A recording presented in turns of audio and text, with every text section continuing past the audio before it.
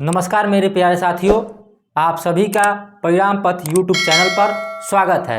हम उम्मीद करते हैं कि आपकी तैयारी मस्त, ज़बरदस्त और लाजवाब चल रही होगी। आप पिछली कक्षा में यूरोप में राष्ट्रवाद का उदय को जाने हैं कि यूरोप में राष्ट्रवाद का उदय क्या होता है, कैसे होता है।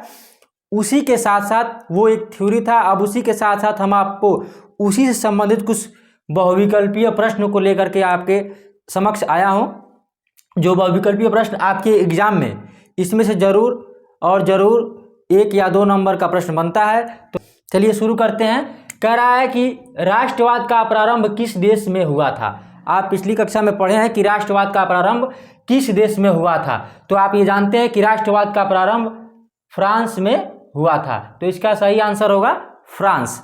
दूसरा प्रश्न कह रहा है कि नेपोलियन का संबंध किस देश से था। आप जानते हैं कि नेपोलियन का संबंध किस देश से था। तो आप जानते हैं कि इसका संबंध फ्रांस से था, यानी कि नेपोलियन का संबंध फ्रांस से था। तीसरा प्रश्न कह रहा है कि फ्रांसीसी क्रांति का प्रारंभ किस वर्ष हुआ था। आप जानते हैं कि ये जो फेमस होता है, यूपी बोर्ड में बहुत फेमस प्रश्न होता है और ये जो प्रश्न होता है हुबहू छपता है प्रत्येक वर्ष। तो फ्रांसीसी क्रांति का प्रारंभ किस वर्ष हुआ था। आप जानते हैं कि फ्रांसीसी क्रांति का शुरुआत जो माना जाता है 1789 ईस्वी से माना जाता है। चौथा प्रश्न आपके सामने है, जर्मनी की एकीकरण में मुख्य भूमिका किसकी थी। इसमें कह रहा है कि जर्मनी की एकीकरण में मुख्य भूमिका किसकी थी। पहला है हिटलर, दूसरा है काइजर, तीसरा है मैत्सिनी और चौथा है बिस्मार्क। तो आप जानते हैं कि जर्मनी के एकीकरण में मुख्य भूमिका था ऑटो वन बिस्मार्क का। तो इसमें आंसर होगा डी, ऑटो वन बिस्मार्क। आपका पांचवा प्रश्न है कि वियना की संधि कब हुई थी। पहला ऑप्शन है 1848, दूसरा है 1834, तीसरा है 1815 और चौथा है 1900। तो इनमें से सही उत्तर होगा आपका 1815, यानी कि जो वियना की संधि हुई थी 1815 ईस्वी में हुई थी। छठवां प्रश्न है, निम्नलिखित में से इटली का एकीकरण किसके नेतृत्व में हुआ था।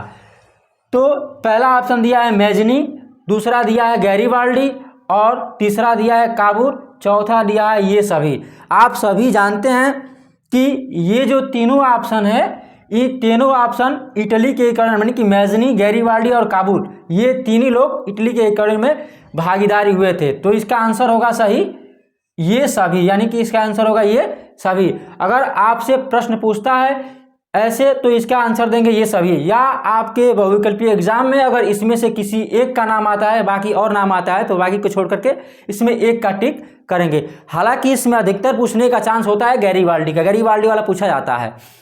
इसी प्रकार हम 7वां प्रश्न देख लेते हैं। कह रहा है कि 1789 ईस्वी में फ्रांस किस प्रकार का राज्य था। पहला ऑप्शन है असीमित राजतंत्र, दूसरा है सीमित राजतंत्र, तीसरा है प्रजातंत्र और चौथा है गणतंत्र। इसमें आंसर होगा बी, यानी कि जो फ्रांस था वो 1789 में सीमित राजतंत्र था। और 8वां प्रश्न दिया है, संसदीय प्रजातंत्र की स्थापना सर्वप्रथम किस देश में हुई थी। यानी कि जो संसदीय प्रजातंत्र है की स्थापना सर्वप्रथम किस देश में हुई थी। तो आप जानते हैं इसकी स्थापना इंग्लैंड में हुई थी। कहाँ हुई थी बाबू? इंग्लैंड में हुई थी। आइए इसी प्रकार अब 9वां प्रश्न देखते हैं। कह रहा है कि 1871 ईस्वी में किसे जर्मनी का प्रथम सम्राट घोषित किया गया। तो ऑप्शन ए है विलियम प्रथम, ऑप्शन बी है विलियम द्वितीय, सी है विल्हेम प्रथम और डी है ऑटो वन बिस्मार्क। तो इसका सही उत्तर होगा ऑप्शन ए विलियम प्रथम।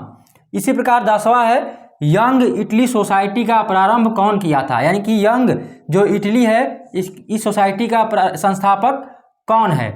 इसका ये ऑप्शन ये है गैरीबाल्डी, बी है बिस्मार्क और सी है मैत्सिनी और डी है काबूल। तो इसका सही उत्तर है ऑप्शन सी मैत्सिनी।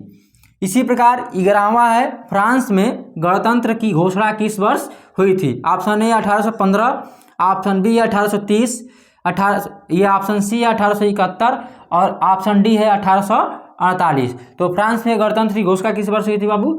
ऑप्शन डी यानी 1848 ईस्वी में।